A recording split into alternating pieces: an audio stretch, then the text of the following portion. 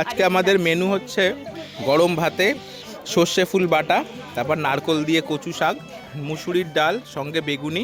যারা নিরামিষ খাবে তাদের জন্য আলু পনিরের কষা, আর যারা আমিষ খাবে তাদের জন্য বাওড় থেকে ধরা মাছ ভাজা, কাতলা মাছের কালিয়া আর দেশি মুরগির কষা।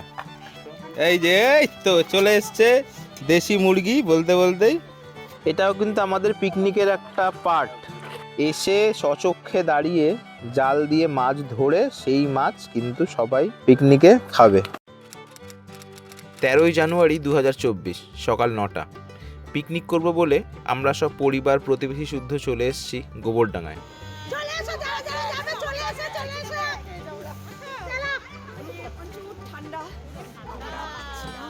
শুধুমাত্র নামমাত্র খরচে এত আনন্দ করা যায়, আজ এই ভিডিওটা দেখলে আপনাদের ধারণা বদলে যাবে। কথা দিচ্ছি, ভিডিওটা দেখলে আপনারও এখানে যেতে ইচ্ছা করবে। সো এই হচ্ছে আমাদের টোটাল টিম। আমার ছোটদি, আমার ভাইজি, আমার ভাগ্নে, কাকি, আমার ভাগ্নি, মাসি, মনিকা, মা, মাসি, মেসো, অনেক লোক। এই যে আমার ছোটদি মাঝে মাঝে এদিক ওদিক ছোটাছুটি করছে, ওকে জাস্ট ধরে রাখা যাচ্ছে না। সো ফাইনালি আমরা এসে উপস্থিত আমাদের গন্তব্যস্থল বেড়ি। ওকে কি বলবো, চারিদিকে এত সুন্দর সবুজ ক্ষেত, সর্ষে ফুল, খোলা আকাশ দেখে আমারও যে ইচ্ছে করছে না তা বলবো না। সো ফাইনালি আমরা কিন্তু চলে এসেছি বেড়িতে। ডেস্টিনেশনটা অলমোস্ট এসে গেছি। তো এর ভিডিওটা কিন্তু এর আগে বানানো হয়নি, এর ডেডিকেটেড ভিডিও আমরা আগে বানিয়েছিলাম, কিন্তু এই পিকনিক করার কিন্তু সেরকমভাবে ভিডিও কখনোই বানানো হয়নি। আচ্ছা, এই যে মহারাজ, আমরা গোবরডাঙ্গা থেকে প্রায় 8-9 কিলোমিটার দূরে একটা বাওড় আছে, এই এসে গেছি যেখানে, মানে পশ্চিমবঙ্গের সর্ববৃহৎ অশ্বক্ষুরাকৃতি হ্রদ। এটা আপনারা চাইলে গুগল করে দেখতে পারেন।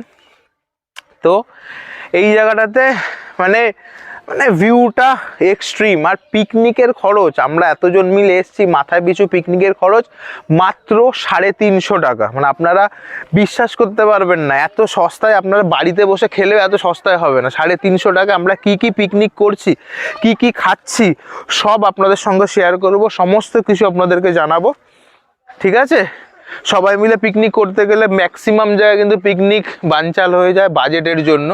তো এই ব্যাপারটা কিন্তু হবে না, আপনারা কিন্তু মিনিমাম বাজেটে ম্যাক্সিমাম মজা করতে গেলে কিন্তু আমার ভিডিওটা দেখে ভালো, মানে পুরোটা দেখে আপনারা কিন্তু এই লোকেশনটাকে কনসিডার করতে পারেন। হা দেখি বাবা একটু ছবি তুলি ওদের। টিড়ি টিড়ি টিড়ি, ওটা মার্ক করে রেখেছে হসপিটাল থেকে, ওটা মার্ক করে দেয় ভ্যাকসিন করালে যে কত অবধি ভ্যাকসিনেশন হয়েছে, বুঝেছো? হতেও পারে, না না হলেও কাছে যেও না, ওরা তোমার চেনে না কিন্তু।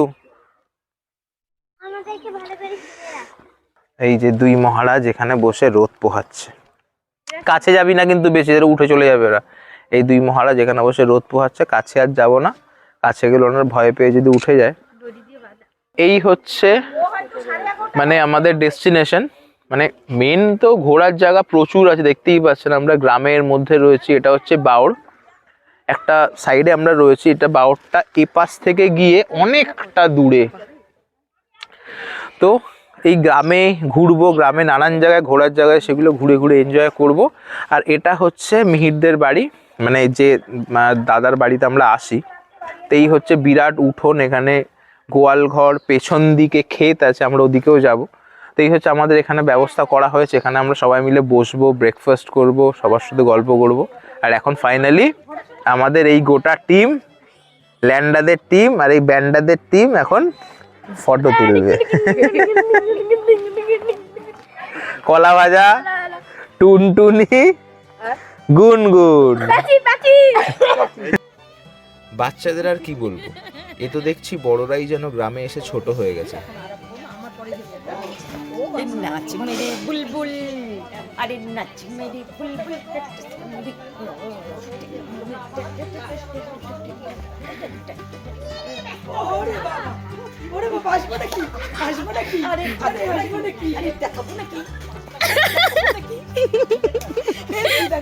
পিকনিক করতে এসে একটু পাগলামো না করলে কি আর মজা হয়?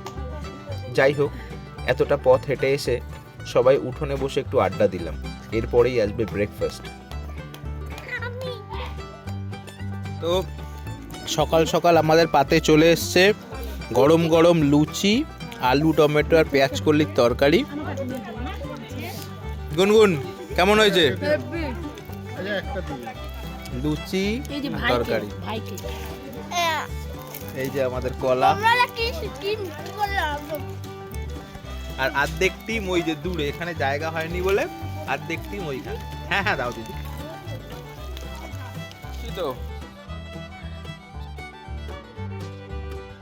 এবার মাছ ধরতে বেরোবো আমরা। মাছ ধরার জাল প্রস্তুত হচ্ছে।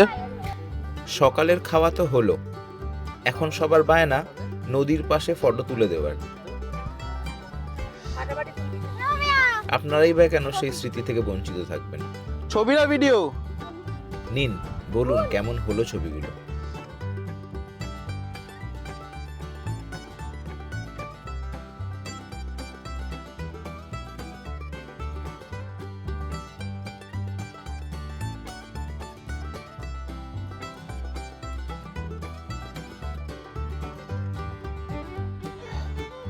এখন মাছ ধরা হবে, তার বন্দোবস্ত হয়ে গেছে, জাল রেডি। এখন আমরা সবাই মিলে মাছ ধরতে যাব। ইনি হলেন মিহিরদার বাবা। যারা ছবিটা এবার ঠিক উঠবে। কাকু আর মিহিরদা মিলে মাছ ধরবে আর আমরা দেখব।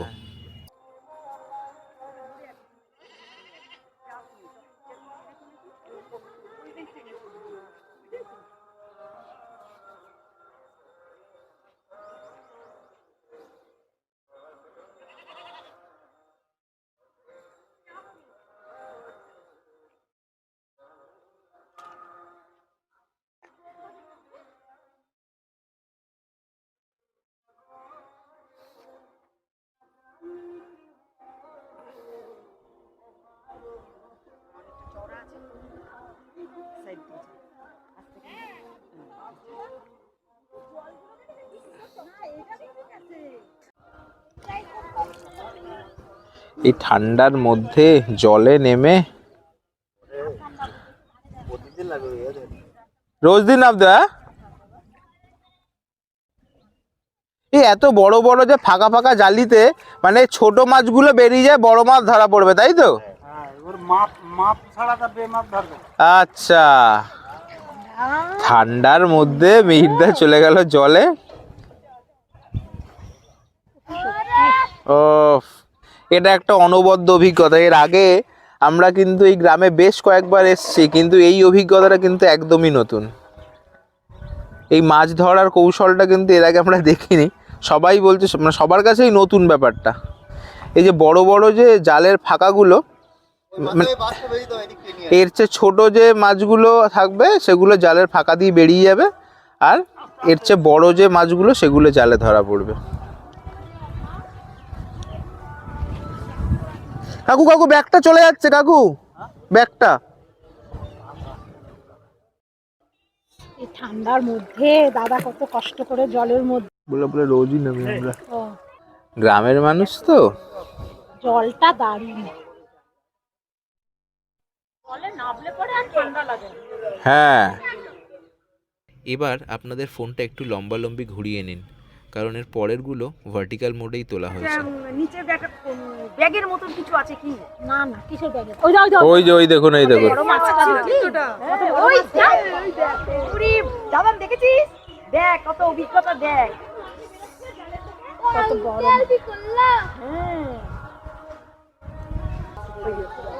ওই দেখ, ওরে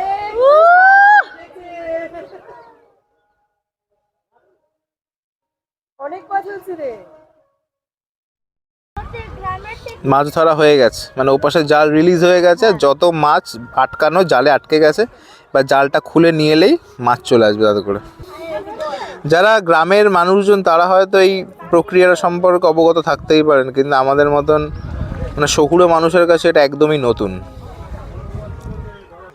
এই তো পুকুরের রুই মাছ তো খেতে তো টেস্টি হয়, এই টেস্ট কাতলা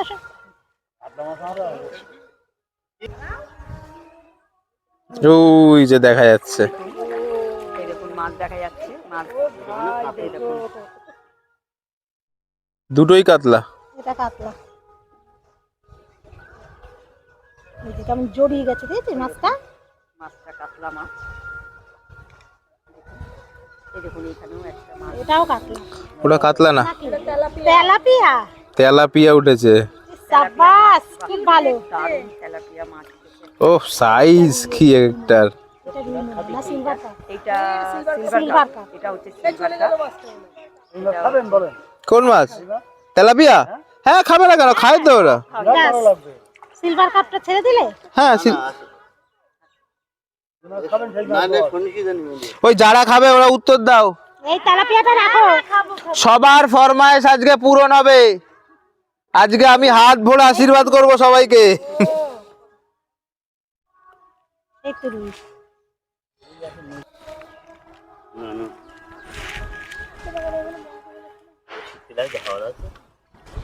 এটাও কিন্তু আমাদের পিকনিকের একটা পার্ট। একদম এসে সচক্ষে দাঁড়িয়ে জাল দিয়ে মাছ ধরে সেই মাছ কিন্তু সবাই পিকনিকে খাবে।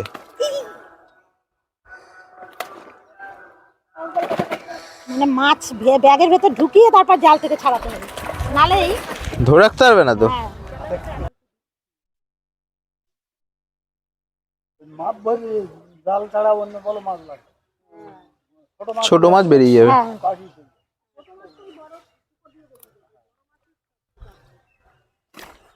এমন ভাবে জড়িয়েছে নৌকা। তেলাপিয়াটা দেখে, এই যে তেলাপিয়াটা, তেলাপিয়াটা সাইজ দেখো, সাইজ দেখো তেলাপিয়াটা। নালেটি কেন? লাইলেন্টিকাই মনে হয় না? তেলাপিয়াটা সাইজ দেখো। মনোপিয়া। ওরে বাবা, সে মানে ছড়িয়ে রয়েছে 1 বিঘাতেরও বেশি চওড়া। বাবু দেখো, না শিখলে হবে না, জাল ধরি শিখতে হবে। এই জালটা দিয়ে আবার করতে পারবেন? হ্যাঁ কাটা তো মালটা। তেলাপিয়া মাছের কাঁটাতেই তো লাগে। যাই হোক, মাছ ধরা তো কমপ্লিট হলো। এবার চলুন বেরিয়ে আসি ক্ষেত থেকে। ওকে, এখন আমরা সবাই মিলে চলেছি হচ্ছে মিহিরদের বাগানে, মানে বাগান মানে ক্ষেত। দেখা যাক এবছর নতুন কি ওরা চাষ করেছে। হ্যাঁ,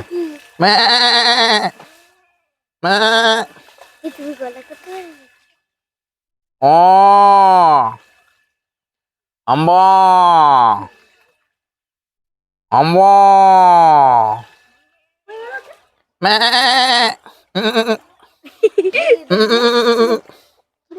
চল চলো। সব ডান পায়ে গেছে।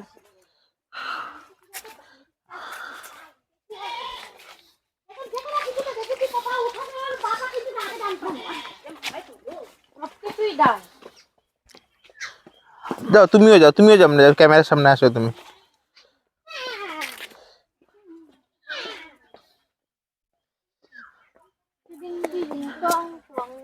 এই হচ্ছে মিহির বাবুদের ক্ষেত বাগান। পটলের চাষ হয়েছিল এখানে।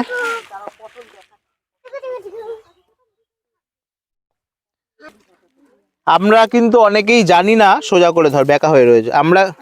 আমরা কিন্তু অনেকেই জানি না, ইভেন আমি নিজেও জানতাম না, এই যে পটল পাতার যে ডগাগুলো হয়, এটা হচ্ছে পটল ক্ষেত থেকে আমরা পটল পাতার ডগা তুলছি। এগুলো নাকি কুচিয়ে মানে বেসন দিয়ে চালের গুঁড়ো দিয়ে খুব মানে মচমচে বড়া হয়, খেতে খুব সুন্দর লাগে। তো all the credit goes to কাকিমা পুরো ব্যবস্থাটা করবে, আমরা জাস্ট একটু সহযোগিতা করছি। গুনগুন দেখলো, তোল সবাই চলেই যাচ্ছে। পটলের কচি পাতা কুচিয়ে বড়া বানালে বেশ সুন্দর খেতে লাগে। তো সেই জন্য এখন আমরা সবাই এই পটলের কচি পাতা তুলতে ব্যস্ত। এটা দিয়ে বাড়িতে গিয়ে বড়া বানিয়ে খাওয়া হবে। সব যাচ্ছে আমাদের টিম, সামনে 3 জন, সবাই পেছনে আসছে। চলো চলো চলো চলো তাড়াতাড়ি চলো। এই যে আমাদের টুনটুনি। বাবা মনিকার গলাটা শুনে মনে হলো কে ডাকছে এরকম ভাবে।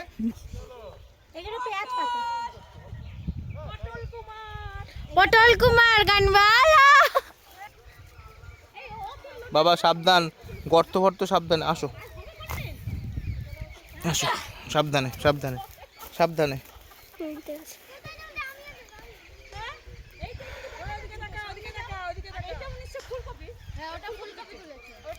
এই ওপর থেকে কিন্তু ভিউটা দারুণ আসছে।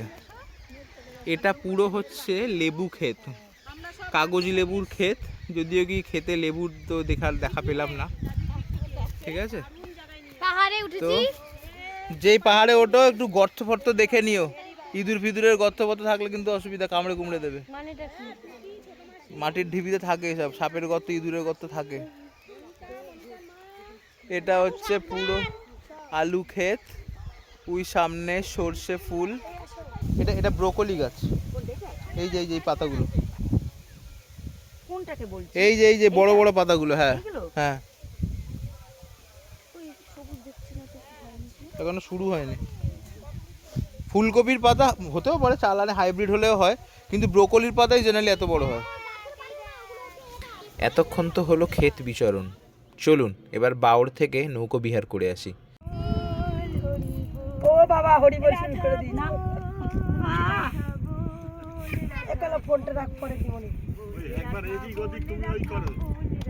ওকে দিয়ে দিয়েছি, ওকে দিয়ে দিয়েছি। ফোনটা দে দিদির কাছে। নিচে নেমে তারপর তো আমরা ফাইনালি কিন্তু বোট রাইডে বেরিয়ে গেছি। নৌকো বিহার, বোট রাইডটা একটু বেশি টেকনিক্যাল হয়ে যাচ্ছে। এটা হচ্ছে নৌকো বিহার, আর এটাই হচ্ছে আমাদের এই পিকনিকের আকর্ষণ। মূল আকর্ষণ হচ্ছে এটাই যে আমরা বেড়ি বাওড়ে পিকনিক করতে এসে এই পার থেকে এতটা পথ চলে এসেছি। এই আমাদের গোটা টিম, অ্যাকচুয়ালি এটা গোটা টিম নয়, এখনও টিমের 3জন এখনও আসা বাকি আছে, ওরা রাস্তায় রয়েছে। জাস্ট ভিউটা এনজয় করুন। আমার জলে হাত দিতে এত ভালো লাগে।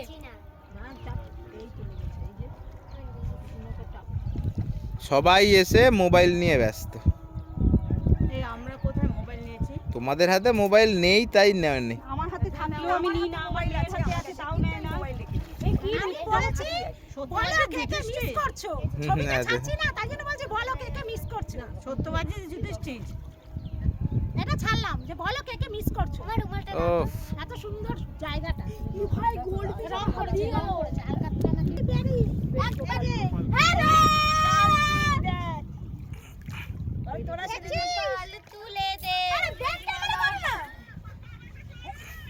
এই দেখ, ওই জিন্স পরেছে তার নিচে নিকাপ পরে আসছি।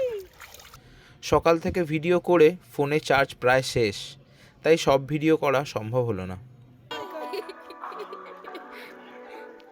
গলা একটা ফাঁসির দড়ি লাগাইছে মনে হচ্ছে। যাই হোক, সবাই মিলে প্রচুর মজা করলাম। চলুন এবার মধ্যাহ্নভোজটা সেরে নেওয়া যাক। এক টিম এ সাইডটায় বসেছে, হ্যালো হ্যালো, এখন খাওয়ার সময় বলে দাও। এক টিম এদিকে, আর এক টিম ওইদিকে। 3জন টিম ঠিক আছে, তো ওভারঅল ভিউটা একবার দেখুন। আমরা এই হচ্ছে আমাদের ব্যবস্থা, এই হচ্ছে গ্রামের শোভা, হচ্ছে গ্রামের মজা। চলে আসবেন, আমি ফোন নাম্বার দিয়ে দেবো, মিহিরের সঙ্গে যোগাযোগ করে চলে আসবেন, পরে আমাকে ধন্যবাদ জানাবেন। আজকে আমাদের মেনু হচ্ছে গরম ভাতে সর্ষে ফুল বাটা, তারপর নারকোল দিয়ে কচু শাক, তারপরে মুসুরির ডাল সঙ্গে বেগুনি, তারপরে যারা নিরামিষ খাবে তাদের জন্য আলু পনিরের কষা, আর যারা আমিষ খাবে তাদের জন্য বাওড় থেকে ধরা মাছ ভাজা, কাতলা মাছের কালিয়া, আর দেশি মুরগির কষা। এখনও মাছের রাউন্ডটা চলছে সবার, এখনও মাংসটা এসে পৌঁছায়নি।